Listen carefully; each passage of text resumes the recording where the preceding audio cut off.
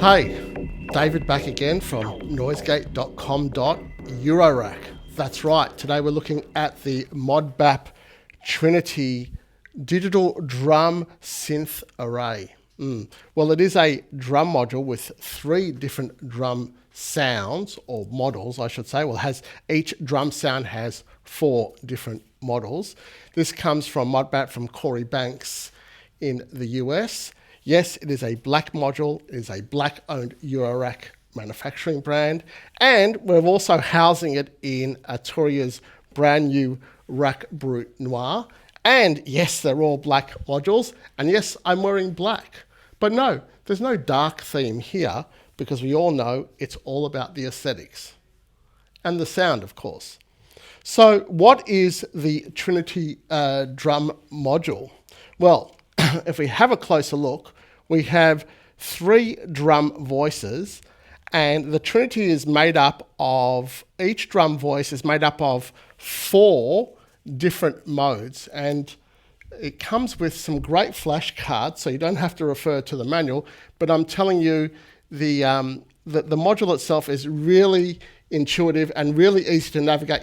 I've never even read the manuals. I'm actually just showing you the cards to let you know what it comes with. And, I might sound a bit controversial, but it's way more than just 3 drum voices. The amount of sounds you can get out of this thing is insane, and you'll soon find out. So the 4 modes, and I'm not sure if you can see, but here is where we select the modes for each drum voice, and we've got block, which is analog inspired. We have heat, which is additive synth.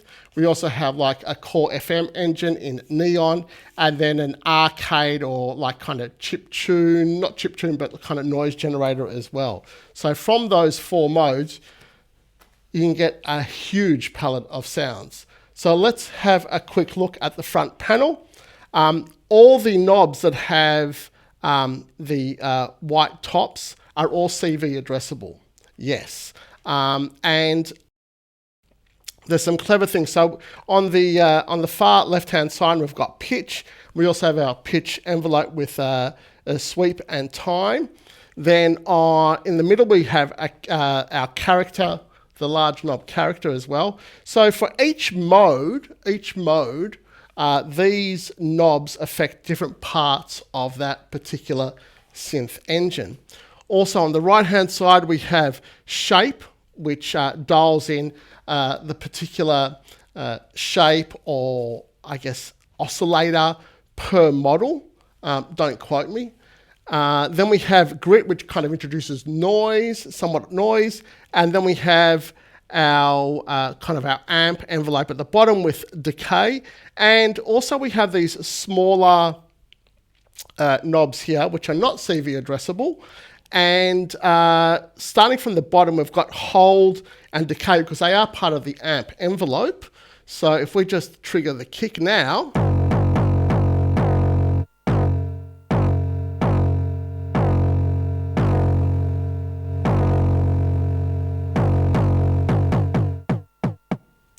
you can hear how that hold and decay is working.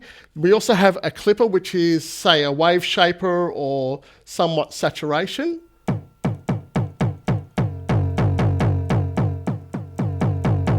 And we're just using the analog mode at the moment on this particular kick sound.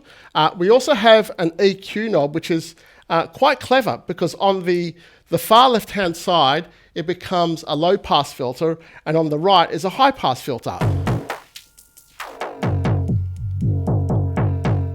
Yes, and each drum voice you can assign has its own kind of EQ and, of course, all the other parameters as well. Then we have volume per voice as well. And let's have a quick listen to the pitch.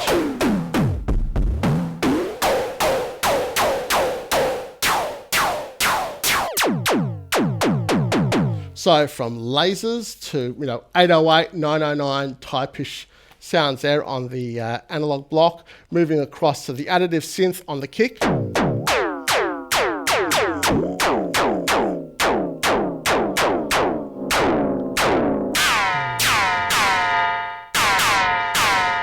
Across to neon, the FM.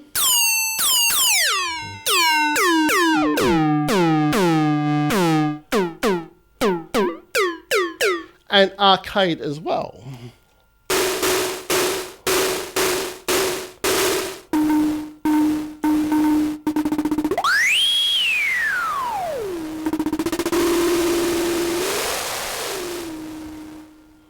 So you can see, and I'm just scratching the surface, and this is not meant to be a tutorial, I'm just having a quick overview, and we're going to get into some jams as well. Now, there are a couple of, well, I was going to say hidden features. It's not a hidden feature, but it has a few tricks up its sleeve. So it has this mode, cycle mode and stack. So what cycle does per voice, it cycles through the modes. So there are 3 modes. One is off, which we are in right now. Then we have the blue one is dice, so it's random. So every time there is a trigger on a particular voice and we are in the blue cycle mode, it's going to randomize the particular mode, like so.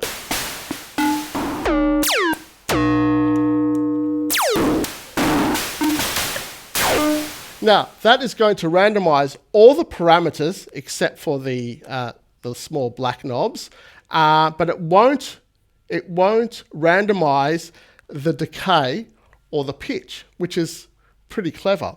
Now, there is another cycle mode, which is called round robin, and that means it will move through the modes in order, and it won't randomize all the patterns. Again, very clever.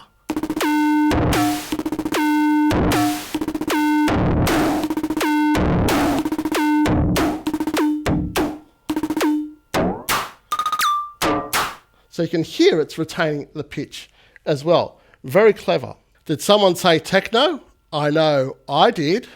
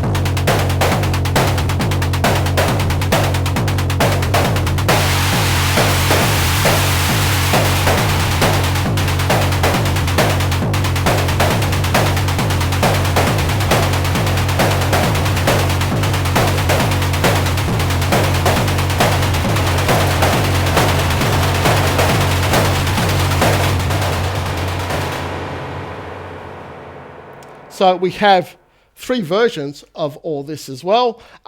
You don't necessarily have to think of it in terms of kick, snare, and hi-hat or clap.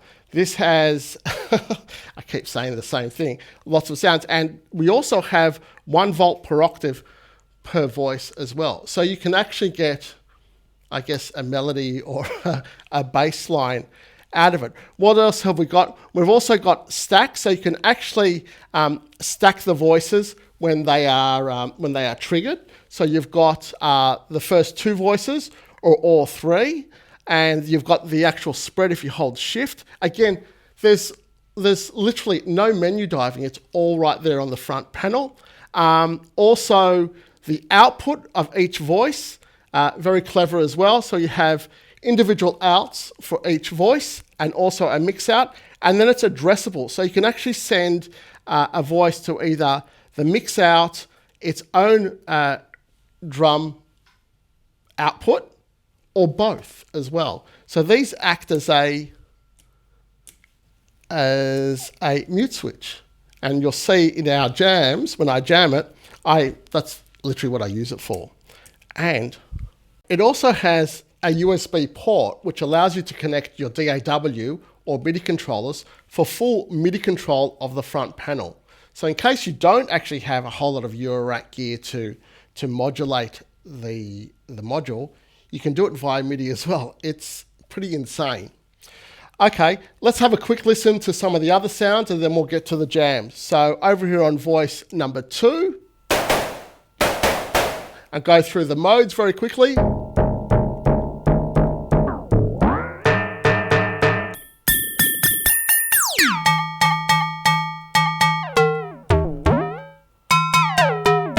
So you can hear not really a particular snare or tonal sound whatsoever. Arcade on the...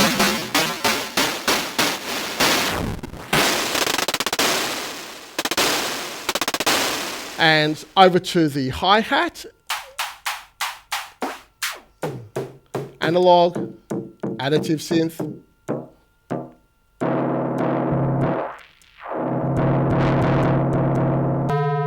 FM.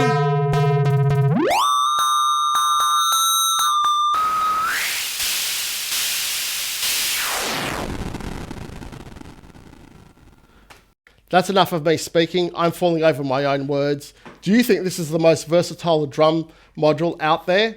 I certainly think it is. Let's get to the jams. Big thanks to Modbap and Corey, and of course, Arturia as well. Until next time.